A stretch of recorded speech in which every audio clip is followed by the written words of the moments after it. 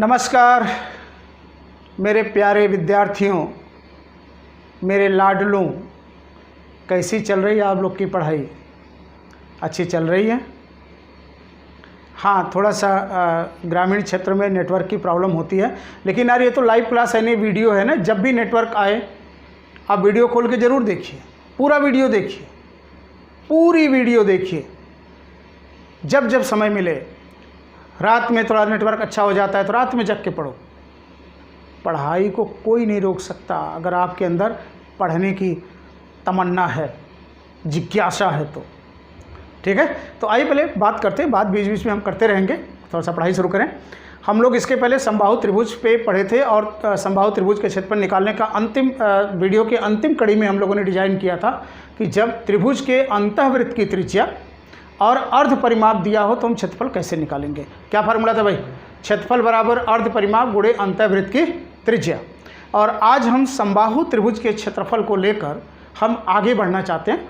तो आगे अब हमारा जो टॉपिक होने वाला है वो ये है कि अगर समबाहु त्रिभुज के अंदर कोई बिंदु हो और उस बिंदु से उसकी भुजाओं पर लंब डाला जाए और इन लंबों की लंबाइयाँ दी गई हों तो क्षेत्रफल हम कैसे निकालेंगे। क्या है, तुम्हारी तैयारी अभी नहीं हुई? सारे लोग तैयार बैठे हुए हैं और तो तुम्हारी अभी पेन निकल रहा, कापी निकल रहा। बहुत नालायक हो तू, सहूर अच्छा ना रे, ब्याहो ना हो। हाँ, ये जान लो, तिलकहरू आजकल सूत्र पूछते हैं तब भाव लगाते हैं। रेट ठीक से लगवाना है तो फार्मूला ठीक से पढ़ो। ठीक है, चलिए आते हैं, आगे बढ़ते हैं। तो देखिए हमारा जो अगला फार्मूला आ रहा है वो सूत्र है आपका कि यदि किसी समबाहु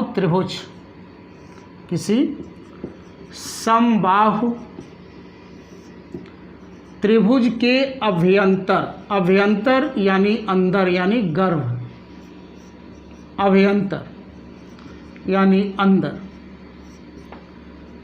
किसी बिंदु से त्रिभुज की भुजाओं पर लंबों की लंबाइयां ज्ञात हो, लंबों की लंबाइयां ज्ञात हो तो क्षेत्रफल कैसे हम निकालेंगे। बहुत अच्छा है ये फॉर्मेट, और आप ये ध्यान रखो कि मुझे लगता है कि ये लगभग हर वर्ष किसी न किसी एग्ज़ाम में रहा ही रहा है। तो आइए देखते हैं कि हम कैसे निकालें समबाहु त्रिभुज का क्षेत्रफल अगर उसकी भुजाओं पर किसी बिंदु से डाले गए लंब की लंबाइयाँ ज्ञात हो। मेरे प्यारे बच्चों, बहुत ध्यान से इसको देखिएगा। ABC, कल्लू बेटा तुम बहुत ध्यान से समझो।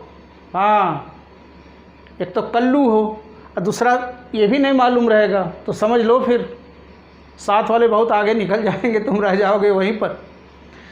चलो, अब मान लो इसके अंदर एक बिंदु है ये, ठीक। इस बिंदु से इसकी भुजाओं पर लंब डाला गया है। देखो यहाँ से लंब हम इस पे डाल दिए, ये है P1, ये हम इस पे लंब डाल दिए P2 और इस पे लंब डाल दिए P3। हमें यही लंबाई बेटा मालूम है, P1 मालूम है, P2 मालूम है, P3 मालूम है, और हमसे कह रहा है कि इस समबाहु त्रिभुज का क्षेत्रफल क्या होगा, निकालो।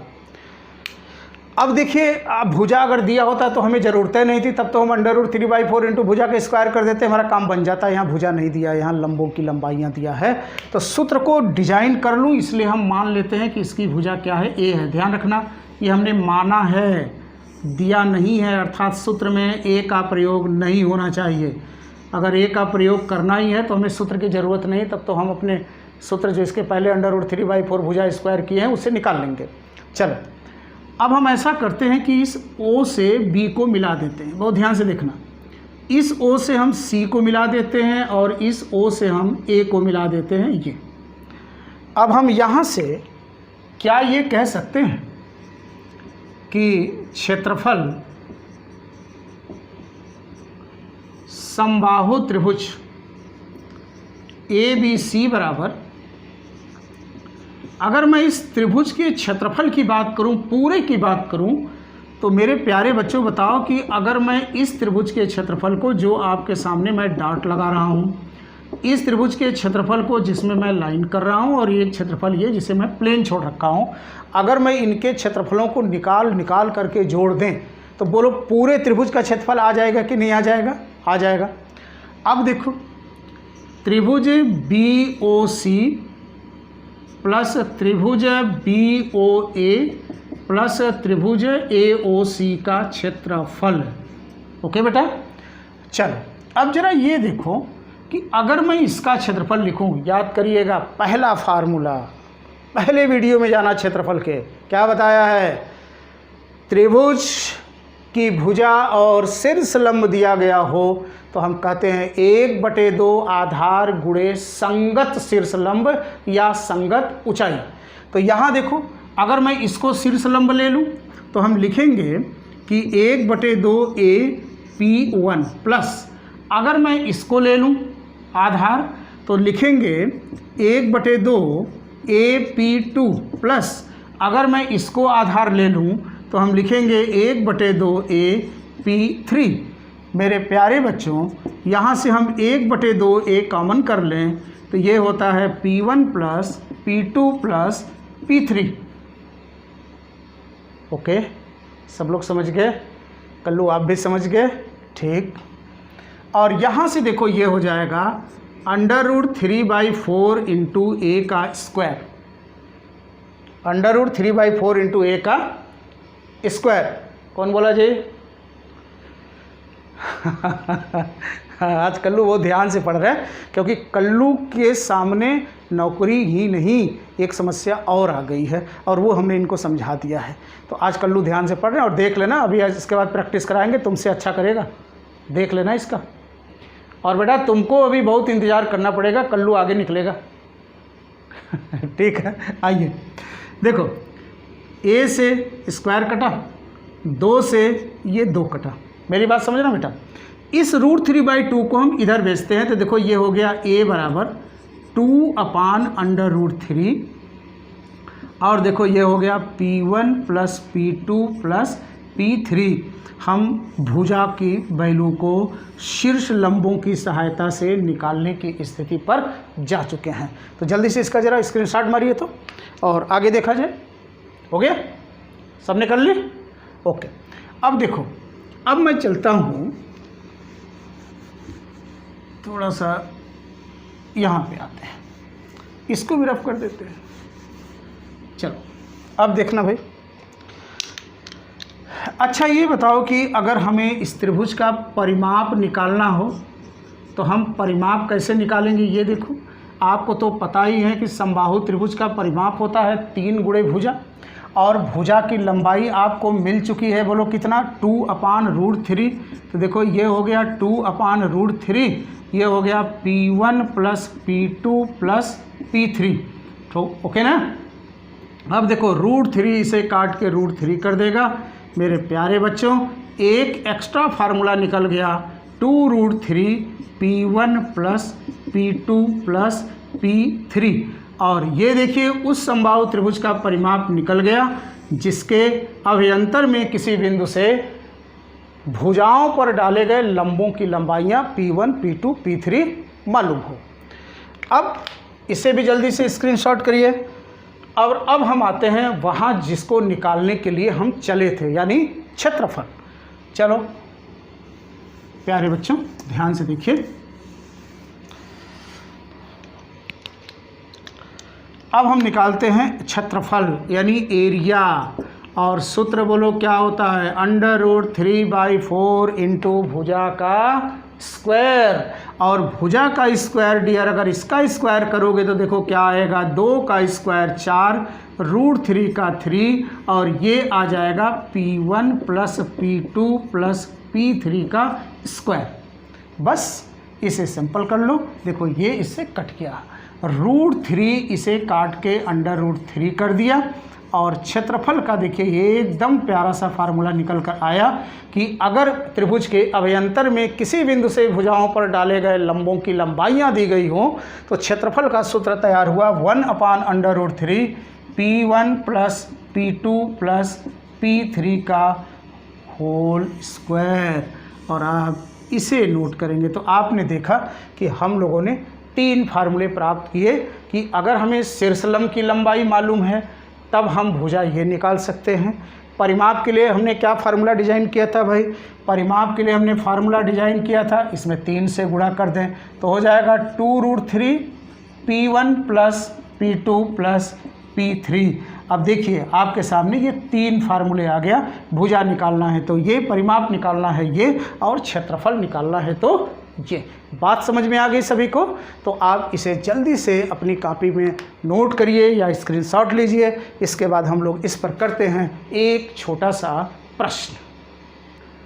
चलिए भाई, सवाल आ गया, किसी समबाहु त्रिभुज के अभ्यंतर में किसी बिंदु से त्रिभुज की भुजाओं पर डाले गए लंबों की लंबाइयाँ 4 सेमी, 2 सेमी, 5 सेमी हो तो त्रिभुज का क्षेत्रफल क्या होगा? पहला ऑप्शन है 121 बटे में √3 वर्ग centimetre, 121/3 centimetre square, 125/√3 centimetre square, none of these. देखिए यहाँ पर हम कैसे निकालेंगे क्षेत्रफल। प्यारे बच्चों, क्षेत्रफल के लिए तो फार्मूला आपको मैं दे चुका हूँ कि जब हमें अभ्यंतर से डाले गए शीर्ष लंब की लंबाई दिया जाए तो देखिए क्षेत्रफल का फार्मूला क्या था? 1/√3 इंटू, मैं सूत्र को एक बार लिख दूं ताकि आपको बार बार दृष्टिगोचर होता रहे, आपको याद हो जाए। देखिए यहाँ से आ गया 1/√3। बोलो P1 का मान कितना हो गया? 4, P2 का मान है 2 और इसका मान कितना है बाबू? 5 का स्क्वायर। अब देखो ये 5 और 9 2 11 हो गया, यानी हो गया 121/√3। बोलिएगा 121/√3 क्या? सेंटीमीटर का स्क्वायर। बात समझ में आ गया? तो कौन सा है? पहला ही सही होता हुआ दिखाई दे रहा है। लेकिन मेरे प्यारे बच्चों, मान लो कि वो भुजा पूछा होता कि बताओ समबाहु त्रिभुज की भुजा की लंबाई क्या है? समबाहु त्रिभुज के भुजा की लंबाई क्या है? तब आपका सूत्र क्या होता? तो आपने सूत्र में पढ़ा है 2/√3 P1 + P2 + P3 के अनुसार हो गया। देखो 2/√3 और इसे जोड़ दो बाबू तो कितना हो गया? 11 हो गया ना। देखो 4 2 6 5 11 और ये रिजल्ट बोलो कितना आ गया भाई? 22/√3 सेंटीमीटर। लेकिन मान लीजिए आपसे परिमाप भी पूछ दिया गया होता कि उस त्रिभुज का परिमाप क्या हो, तो आप इसमें 3 से गुणा करके निकाल सकते हैं, डायरेक्ट निकाल सकते हैं। और अगर आप इसको नहीं निकालते हैं, सीधे परिमाप पूछा गया होता, तो आपका फार्मूला बनता 1/√3 P1 + P2 + परिमाप है ना, हाँ, तो 2√3। अब देखिए आपका रिजल्ट आ जाता 2√3 इंटू कितना? बोलो भाई, इंटू 11। और अब आपके यहाँ से रिजल्ट बाबू कितना आ गया? 22√3। अब देखिए अगर आप यहाँ से निकाल रहे होते तो क्या करते? इसमें 3 से गुणा करते, √3 इसको √3 करता, गुणा करते थे, फिर आ जाता कितना? 22√3 सेंटीमीटर। तो मैं उम्मीद करूँ कि आप इस तरह से अगर सवाल बनता है तो आप लगा। देखिए मैं यहाँ पे एग्जाम्पल कम उठा रहा हूँ, ठीक है। इसके बाद मैं जस्ट एरिया का प्रैक्टिस कराऊंगा। एरिया ख़त्म हो जाएगी तब फिर हम क्वेश्चन, केवल क्वेश्चन कराएंगे। 2-4 वीडियो हम आपको देते हैं प्रैक्टिस पर, और फिर लाइव हो जाएंगे। तो लाइव में तो फिर हम लोग बहुत आनंद से 2-2 घंटे का क्लास करेंगे यार। कुछ भी छूटने वाला नहीं है। और मैं आपको कोशिश करूंगा कि एग्ज़ाम के आए हुए क्वेश्चन को अधिक से अधिक करा दूँ आपको। हर तरह से हम पूरा कॉन्सेप्ट क्लियर करते हुए चलेंगे। 60 तरीका भी बताएंगे, हम ट्रिक भी बताएंगे, जुगाड़ भी बताएंगे। जुगाड़ के लिए हम आपको एक कहानी सुना चुके हैं इसके पहले वाली वीडियो में, और उस जुगाड़ वाली कहानी को ज़रूर सुनिएगा। गर्व होगा कि हम भारत देश के रहने वाले हैं, ठीक है। हाँ देखिए वो कह रहे हैं कि विज्ञान वरदान है कि अभिशाप, बता दीजिए सर। तो आप लोग बताइए, विज्ञान वरदान है कि अभिशाप? दोनों है? नहीं, कोई एक चीज़ दोनों कैसे हो सकता है? तो देखिए मैं आपको बता रहा हूँ एक 4 लाइन की कविता से, और आप निर्णय लीजिएगा विज्ञान वरदान है कि अभिशाप। फिर हम आगे बढ़ते हैं।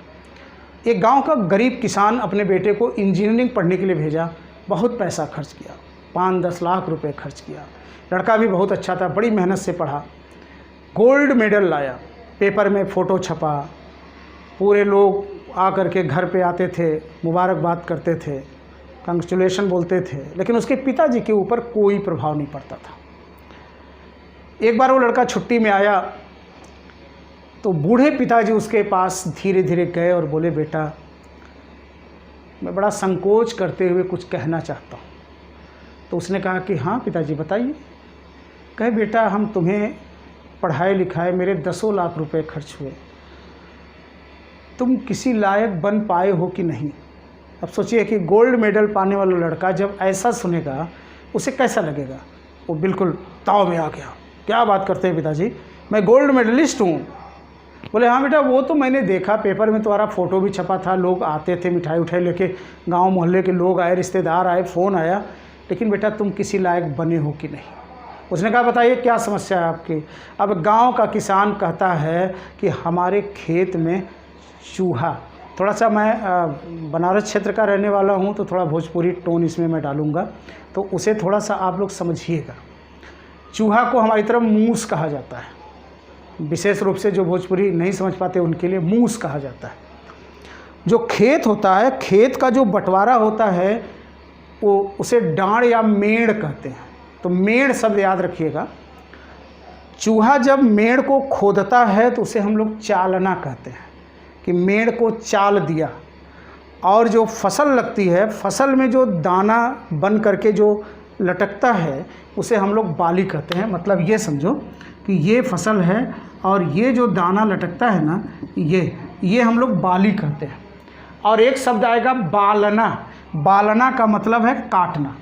अब देखो वो लड़का अपने वो जो पिता है अपने लड़के से कैसे कहता है कि जाके देखा खेतवा माँ, सब बलिए बलिया बाल रहे, मुसबिल्ला मिड़वा चाल रहे। जाके देखा खेतवा माँ, उसने कहा कि मेरे खेत में चूहा है, वो मेड़ खोद रहा है, फसल की बाली को काट रहा है, उनसे बचने का कोई उपाय है तुम्हारी पढ़ाई लिखाई में? तो लेकिन एक चीज़ ध्यान रखना कि चूहा मरने नहीं चाहे, मरने ना पाए, वो खेत छोड़कर भाग जाए। लड़का का बहुत आसान है। अब तो इतना विज्ञान आगे हो गया है, बड़े बड़े डेग मंगाओ, स्पीकर मंगाओ, खेत में जगह जगह रख करके बिल्ली की म्याऊं म्याऊं बोली को चला दो, चूहे सुनेंगे, भाग जाएंगे। पिता भी बड़ा खुश हुआ, इतना विकास हो गया है। तब तो ये बहुत मज़ेदार बात होती, बेटा तब तो तेरी पढ़ाई सफल है, तो चल तू मेरे खेत से चूहे को भगा दे। अब इस पूरी कहानी को देखिए भोजपुरी में कैसे होता है कि जाके देखा खेतवा माँ, सब बलिए बलिया बाल रहे, मुसबिल्ला मिड़वा चाल रहे। तो पढ़े लिखे बाबू मोरा सगरी टेप लगवाई दिहिन, अब म्याऊं म्याऊं बिल्ली के बोली खेतन माँ चलवाई दिहिन। अब म्याऊं म्याऊं सुनते ये भैया, म्याऊं म्याऊं सुनते ये भैया, 10-20 कुकुर आई गए, और जौनो बची रही खड़ी फसल वोहू का लतिया गैन। तो अब बताओ विज्ञान वरदान की ऐसा कि अरे बेटा जो जिस लिए बनाया जाता है उसका प्रयोग उसी लिए करो। डेग ये सोच के नहीं बनाया गया होगा कि खेत में लगा के चूहा भगाएंगे। तो जो जहाँ जैसे जिसके लिए उचित है प्रयोग वैसा ही करो। बात समझ में आ गया? तो आइए चलते हैं इधर। तो समझ में आ गया जी विज्ञान वरदान की अभिशाप। उचित संसाधन का उचित प्रयोग हमेशा वरदान होगा और संसाधन का अनुचित प्रयोग हमेशा अभिशाप होगा। मुझे लगता है कि इस कथन का उत्तर इससे अच्छा नहीं हो सकता। ठीक है, तो आइए आगे बढ़ते हैं और अब हम लेते हैं अगले केस की ओर। क्षेत्रफल का अगला फ्रेम हमारा क्या होने वाला है, तो मैं उम्मीद करता हूं कि ये आप शॉर्ट स्क्रीन कर लिए होंगे। तो आइए चलते हैं अगले टॉपिक पर। देखिए सवाल ये आया है कि किसी समबाहु त्रिभुज को समरूप समबाहु त्रिभुजों द्वारा n बराबर भागों में बांट दिया जाए तो n वें त्रिभुज की भुजा ज्ञात करना। देखो सवाल में क्या कहता है, जैसे मान लीजिए कहता है कि ये एक समबाहु त्रिभुज है। बहुत ध्यान से देखिएगा। मान लेते हैं कि ये एक समबाहु त्रिभुज है ABC, फिर इसे एक और समबाहु त्रिभुज लिया गया एक और संभव, देखिए समरूप का मतलब ही हो गया भुजाओं को समांतर रखना पड़ेगा। फिर इसमें एक समबाहु त्रिभुज देखो ये और ले लिया गया, चलो मान लेते हैं कि ये ले लिया हमने, और एक समबाहु त्रिभुज हमने ये ले लिया। ध्यान से देखिएगा, ये अगर इस क्षेत्रफल की मैं बात करूं, इस क्षेत्रफल की बात करूं तो ये क्षेत्रफल भी a है, ये क्षेत्रफल भी a है, और अगर मैं इसकी बात करूं, ये क्षेत्रफल भी a है और ये क्षेत्रफल भी a है, तो कहता है n वां, जैसे ये 1 2 3 4, तो इसे हम कहेंगे चौथा। तो ये nवें की भुजा की लंबाई को निकालना है, यानी a डैश हमें निकालना है, और बाहर वाली भुजा को मान लो क्या दिया गया है, a दिया गया है। चलिए अब आप थोड़ा सा ध्यान से समझिएगा, मैं इसको पूरा समझा करके तब मैं बहुत अच्छा जुगाड़ वाला फार्मूला निकालूंगा। p की r हो गया, ये देखो हो गया x y z हो गया, और इसको हम कह देते हैं m n o हो गया। अब देखो, अगर मैं बात करूं कि त्रिभुज m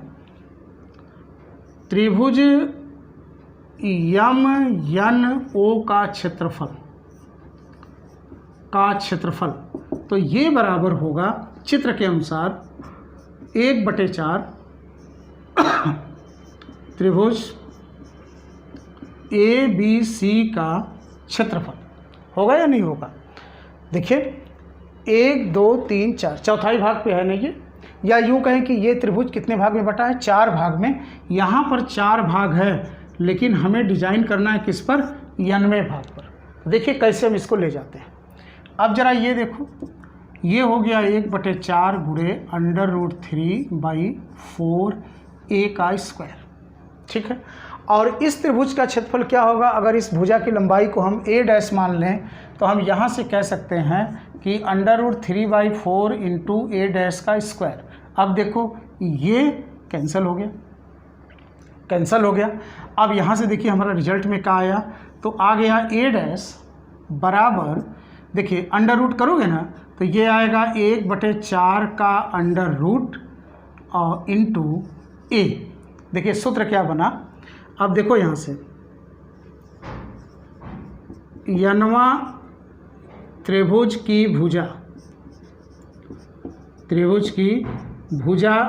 an बराबर, देखिएगा सूत्र में क्या लिख रहा हूँ, अंडर रूट। अभी मैं सूत्र को हम सिद्ध करके दिखाएंगे भी। यहाँ देखो 1 है, तो जिस त्रिभुज को आप निकाल रहे हो वो अंदर से चौथा त्रिभुज है, तो आप कहोगे पहला है। तो यहाँ देखो हमने लिखा अंदर से त्रिभुज की संख्या जिसको आप निकाल रहे हो, और बटे में 4 का मतलब है कुल कितने त्रिभुज हैं। तो यहाँ से देखो हमने लिखा कि कुल त्रिभुज की संख्या गुणे बाह्य भुजा।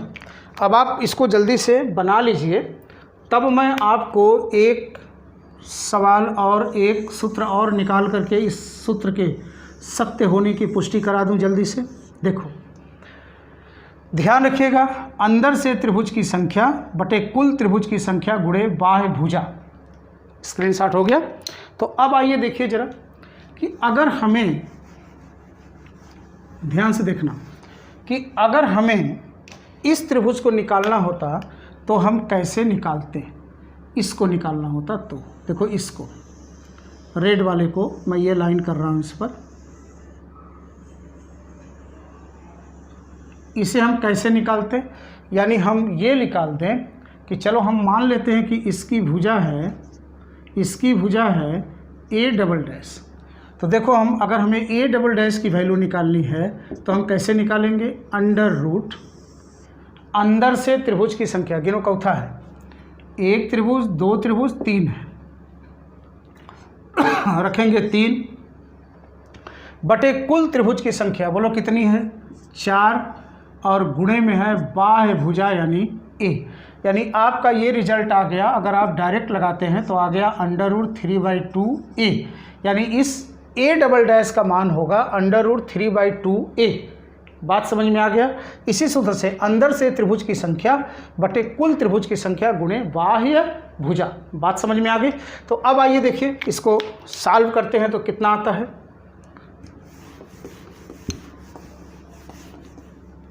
सवाल बनता है भाई, मेंस का सवाल इस पे आता है। चलो देखो, त्रिभुज PRQ का क्षेत्रफल देखिए, अगर हम यहाँ से आप ऐसे भी कर लो कि बटे त्रिभुज ABC का क्षेत्रफल। चलिए अगर मान लीजिए मैं ये निकालता हूँ, तब देखो यहाँ से क्या आने वाला है। अब बताओ PQR में कुल कितना A है, तो देखो ये 1 2 3 A है, तो हमने यहाँ पर क्या रखा 3A बटे, यहाँ देखो त्रिभुज ABC का क्षेत्रफल में कितना A है, तो 1 A और बढ़ रहा है, यानी यहाँ हो गया 4A, A से A को आप कैंसिल कर दो, 3/4। चलिए अब आगे यहाँ से ध्यान से दीजिएगा। अब इसको क्या लिख सकते हो, तो इसको लिख सकते हो √3/4 इंटू A डबल डैश, क्योंकि इसकी भुजा की लंबाई तो A डबल डैश है, और बटे में लिख सकते हो √3/4 इंटू A का स्क्वायर। ओके, बराबर यहाँ से कितना आ गया 3/4। देखो ये कैंसिल हो गया, हमें निकालना इसको है, इसको इधर भेजो, तो देखिए हमें क्या मिला, A डबल डैश का स्क्वायर बराबर 3/4 A का स्क्वायर, और स्क्वायर हटाएंगे तो बोलो ये क्या आएगा, रूट आएगा, और ये देखो हो गया √3/2a। यानी आप यहाँ भी देख रहे हो, अगर मैं इसी सूत्र की बात करूँ तो आप यहाँ से भी देख रहे हो कि अंदर से त्रिभुज की संख्या बटे में कुल त्रिभुज, और अगर मैं रूट हटा दूँ तो ये बनेगा A इंटू बाह्य भुजा। बात समझ में आ गई। तो ये चीज़ ध्यान रखिएगा कि अगर किसी समबाहु त्रिभुज को समरूप समबाहु त्रिभुजों के द्वारा n भागों में बांटा जाए तो nवें त्रिभुज की भुजा की लंबाई क्या होगी, अब हमें ये निकालना है। अब बताओ, तब देखिए अगर मैं nवें का सूत्र डिजाइन करूं तब क्या होगा, तो देखो कैसे हम लगाएंगे इसको, और फिर मैं इसी पर कुछ सवाल आपको कराऊंगा। देखिए सवाल ये आ गया, चलो ये बाहरी त्रिभुज है, इसकी भुजा A है, फिर और आया होगा, फिर बहुत सारे आए होंगे, और ये रहा होगा यनवा त्रिभुज। कोई बात नहीं है, ये तो पता है कि जब इधर से ये 1 2 3 4 होते होते आया तो ये nवा आया। तो देखिए अब हम यहाँ निकालेंगे कि nवें त्रिभुज की भुजा, यानी इसकी भुजा an की लंबाई क्या होगी, तो हम कहेंगे अंडर रूट, जिस त्रिभुज की भुजा को निकालना है अंदर से उसकी संख्या कौन है, तो ये पहली संख्या है, तो हम यहाँ रखेंगे 1 बटे कुल कितने त्रिभुज बने हैं, तो आप कहोगे कि कुल त्रिभुज कितने बने हैं भाई, n बने हैं, और गुणे में बाहर की भुजा बोलो क्या है, A है, और ये सूत्र आपका बन गया। समबाहु त्रिभुज के समरूप समबाहु त्रिभुजों के द्वारा इक्वल एरिया में डिवाइड किया जाए तो उसके nवें त्रिभुज का क्षेत्रफल क्या होगा। बात समझ में आ गई। तो इस सूत्र से आप लगाइएगा, याद रखना इसको कि अंडर रूट ऊपर रहेगा, अंदर से त्रिभुज की संख्या जिसको निकालना है उसकी संख्या क्या है, अंदर से बटे में कुल कितने त्रिभुज है गुणे में बाहर की भुजा। नोट करिए इसको। तो आइए अब हम इस पर 2 सवाल लगाने का प्रयास करते हैं। सवाल है कि किसी समबाहु त्रिभुज का परिमाप 24 सेंटीमीटर है, इस त्रिभुज को समरूप समबाहु त्रिभुजों द्वारा 3 समान भागों में बांट दिया जाता है, तो आपको बताना है सबसे छोटे समबाहु त्रिभुज का क्षेत्रफल क्या होगा। तुरंत आपका ध्यान जाना चाहिए कि इसे कितने भागों में बांटा गया है, और परिमाप कितना है 24। तो आपको पता ही है कि परिमाप बराबर होता है 3 गुणे भुजा, और अगर इसका मान 24 सेंटीमीटर है तो भुजा का मान बोलो कितना हो गया 8 सेंटीमीटर। अब आपको चित्र पूरा नहीं बनाना, 3 भाग में बांटो। देखो ये पहला भाग है जिसका लंबाई कितना है 8 सेंटीमीटर, ये दूसरा त्रिभुज है, और ये तीसरा त्रिभुज है, और हमको इसी की भुजा निकालनी है इसका, ठीक है। तो इसके समबाहु त्रिभुज का क्षेत्रफल, सॉरी यहाँ पे भुजा है कि समबाहु त्रिभुज का भुजा क्या होगा। क्षेत्रफल तो बड़े आराम से हम निकाल सकते थे। चलिए देखिए कैसे निकालेंगे। अब चलो मान लो इसकी भुजा ए है। अब आप देखो कि भुजा की लंबाई यानी जिसकी भुजा आप निकाल रहे हो अंदर से वो चौथे नंबर का त्रिभुज है तो आप कहेंगे 1 नंबर का त्रिभुज यानी पहले नंबर पर है। टोटल त्रिभुज बोलो कितना है तो आप कहेंगे 3 गुणे बाह्य भुजा कितनी है आप कहेंगे 8 और आपका आंसर आ गया बोलो क्या 8/√3 सेंटीमीटर। बात समझ में आ गई। तो जल्दी से करिए और एक सवाल हम इस पर और कर लेते हैं। देखिए भाई एक सवाल बहुत अच्छा सा आपके सामने है कि किसी समबाहु त्रिभुज को समरूप समबाहु त्रिभुजों द्वारा 9 बराबर भागों में बांटा गया। चौथे तथा 7वें त्रिभुज की भुजाओं का अनुपात क्या होगा। तो देखिए सबसे पहले हम क्या करेंगे वो देखें कि कहाँ कहाँ कौन है। ये आपका 1 2 3 4 5 6 7 8 और ये 9वां त्रिभुज है। ध्यान रखिएगा जो प्रश्न पूछा जाता है ये बाहर से पूछा जाता है। चौथा देखो कहाँ है तो ये 1 2 3 4 यानी ये है A4 यानी चौथा त्रिभुज। और 7वां त्रिभुज कहाँ है देखो तो 5 6 7 यानी ये है आपका बोलो कौन सा 7वां त्रिभुज।